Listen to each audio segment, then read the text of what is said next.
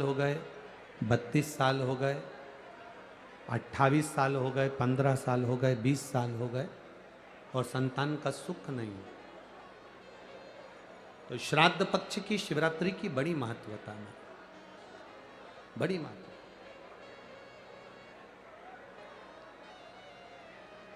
तो शिवरात्रि का बड़ा महत्व है।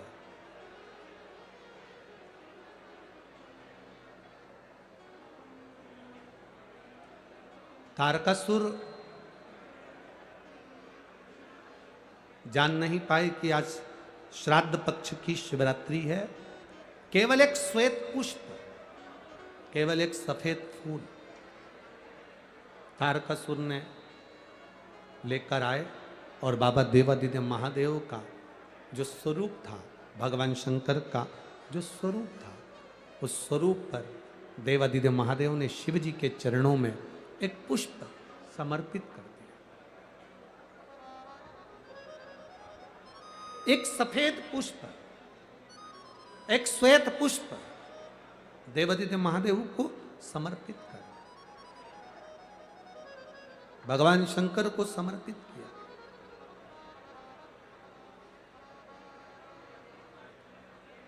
उसका फल क्या हुआ? आप लोग भी निवेदन है, प्रयास करना, पहले देख लेना। शायद हमारे हिसाब से तो 13 अक्टूबर को शिवरात्रि होना चाहिए।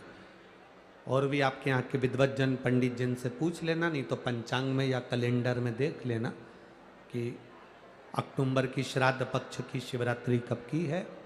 जितने लोग आस्था चैनल पर सुन रहे हैं, जितने लोग फेसबुक यूट्यूब पर सुन रहे हैं, जितने लोग इस कथा पंडाल में जो दिल लगाकर और ध्यान लगाकर सुन रहे हैं, आप लोगों से निवेदन, प्रयास करना, एक सफेद पुष्प, एक श्वेत पुष्प बाबा देवादिदेव महादेव को 13 अक्टूबर को अगर शिवरात्रि है तो श्राद्ध पक्ष की शिवरात्रि के दिन बाबा देवादिदेव महादेव को एक सफेद पुष्प समर्पित कर देने पर अपने मन की कामना कर कर बाबा देवादिदेव महादेव 3 महीने वो कामना पूर्ण करता है। और जिसके यहाँ पर विद्वज्जन ब्राह्मण जन ने कहा हो कि पितृदोष ज़्यादा है, या घर में शुभ कार्य नहीं हो रहा, या तकलीफ़ें ज़्यादा हो रही हैं, कोई बड़ी बीमारी ने अगर घेर लिया है, कोई बड़ी तकलीफ सामने आ गई हो, तो उनको भी निवेदन करूंगा कि प्रयास करना कि एक सफेद पुष्प अपने हाथ से बाबा देवादिदेव महादेव को समर्पित करना।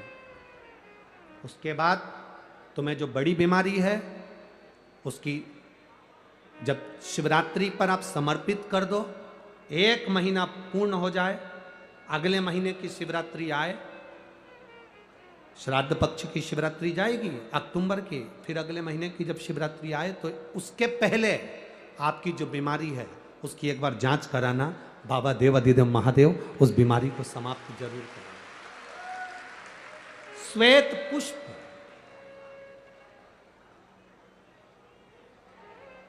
बोलो रे कोटा वाला। हनुमान जी का जो अवतार हुआ राम अवतार के समय पर, त्रेता में जो मेरे राम जी का जो सुंदर अवतार हुआ, तो राम जी के साथ में जो हनुमान जी प्रकट हुए, ये हनुमान जी को पूर्व जन्म में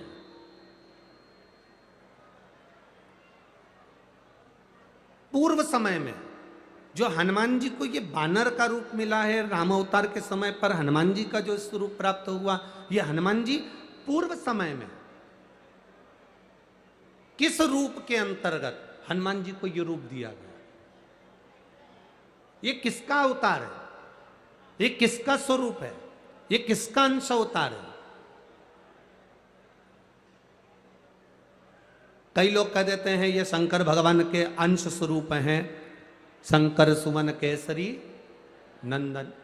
परशु महापुराण जिसने दिल से सुनी हो, जिसने पढ़ी हो, जिसने स्मरण किया हो, तो हनुमान जी का जो पूर्व का जो भाव है वो विषकपि अवतार, जो भगवान शंकर और भगवान विष्णु ने एक अवतार लिया था जिसका नाम था विषकपि अवतार। कौन सा अवतार है? विषकपि अवतार। जिसको लोग वृषकपि अवतार भी कहते हैं। कोई उसको विषकपि कहता है, कोई उसको वृषकपि अवतार कहता है।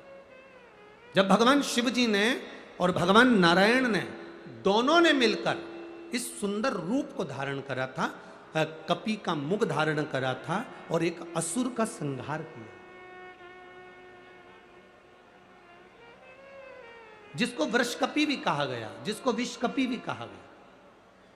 उस वृषकपि अवतार का रूप श्री हनुमंत लाल जी को त्रेता में प्रदान किया गया। श्री हनुमंत लाल, उसका चरित्र भी आगे आएगा कथा में, अपन उसको सुनेंगे कि श्राद्ध पक्ष में वृषकपि अवतार का महत्व क्या है, विषकपि अवतार की महत्वता क्या है। देव पितर शिव महापुराण में अगर 16 दिन श्राद्ध के होते हैं और 16 दिन श्राद्ध में से कोई भी एक दिन श्राद्ध का, जो तुम्हारी मर्जी पड़ जाए, जिस दिन तुम घर में फ्री हो, जिस दिन तुम्हारी मर्जी पड़ जाए, जिस दिन तुम्हारा मन कर जाए, उस दिन वृषकपि विषकपि नाम लेकर एक रोटी में थोड़ी सी शक्कर या गुड़, थोड़ा सा चावल,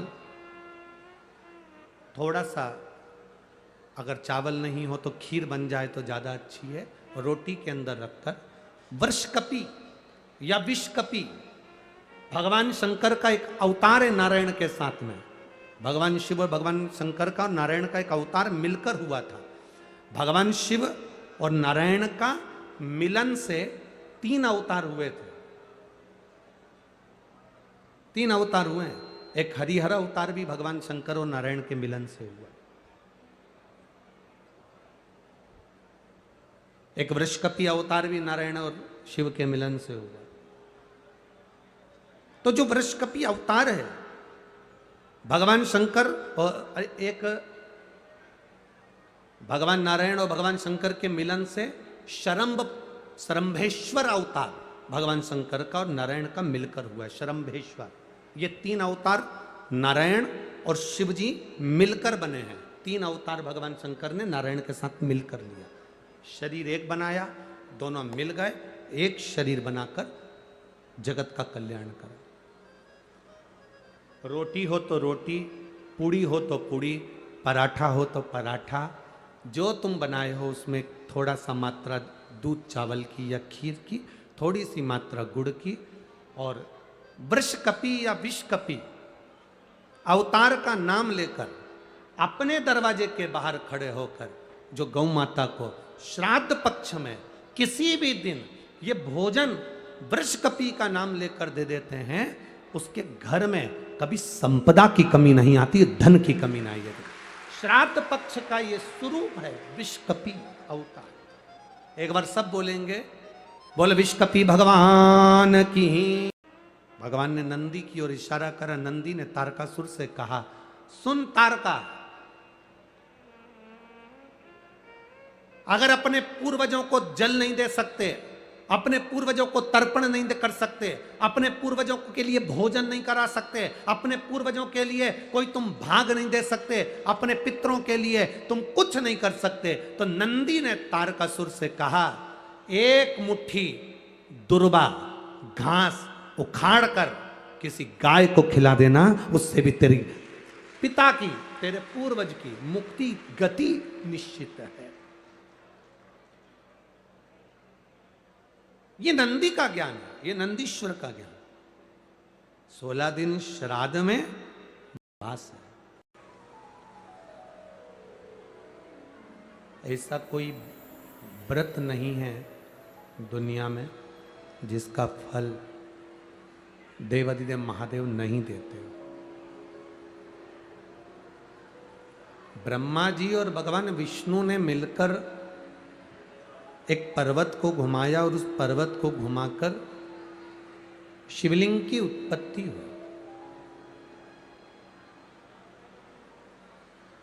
एक शिवलिंग प्रकट हो गया।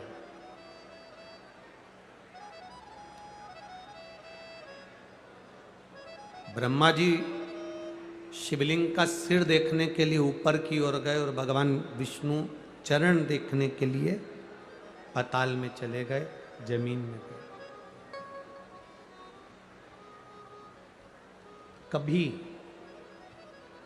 जिंदगी में सबकी परीक्षा लो, पर महादेव की कभी परीक्षा मत लो।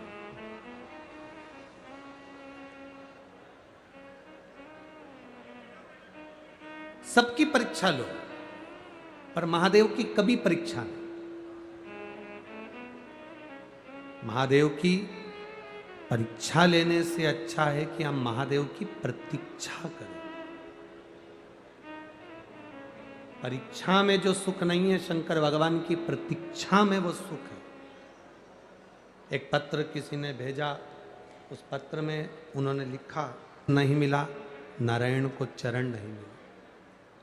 भगवान शंकर की कभी परीक्षा मत लो, शिव जी की प्रतीक्षा करो। एक पत्र में केले के पत्ते पर पत्र आया है, उसमें उन्होंने लिखा का फूल झूठ बोल दिया, गौ माता ने झूठ बोल दिया, श्राप लगा, ब्रह्मा जी का सिर कटा, कर्मनाशा नदी प्रकट हो। आगे सृष्टि खंड बढ़ा। दक्ष प्रजापति के यहां सती माता का जन्म हुआ और वो सती मैया जो शिव की आराधना में लीन रहती थी, भगवान शंकर की भक्ति में डूबी रहती थी। बाबा देवादिदेव महादेव विवाह के बाद में उनको कुंभज ऋषि के यहाँ कथा सुनाने के लिए ले गए। अगस्त बाबा के यहाँ कथा सुनने के लिए गई, अगस्त ऋषि के यहाँ कथा सुनने के लिए गई, और बाबा देवादिदेव महादेव के यहाँ कथा जब श्रवण करने के लिए गई, शिव कथा कहती है, शिव महापुराण के सामने पंडाल में बैठकर, कथा में बैठकर, भले टीवी के सामने कथा सुन रहे हो, चाहे मोबाइल पर सुन रहे हो, चाहे पंडाल में बैठकर कथा सुन रहे हो, भगवान की कथा को सुनते हुए हमारे मन में जो भाव आता है, भगवान वो पूरा करता है। सती मैया के मन में भाव आया कि मेरे पति शादी होने के बाद दुनिया के पति घुमाने के लिए लेकर जाते हैं, पर मेरे पति शादी होने के बाद मुझे कथा सुनाने के लिए लेकर आए हैं, इससे तो ये शरीर जलकर भस्म हो जाए तो अच्छा। और वही हुआ, सती माता का शरीर जलकर भस्म हुआ। क्रोध की अग्नि में सती माता जल गई और उनका शरीर भस्म हुआ। कथा सुनते सुनते हम जो दिल से मांगते हैं, हम जो दिल से कहते हैं, बाबा सुनता है।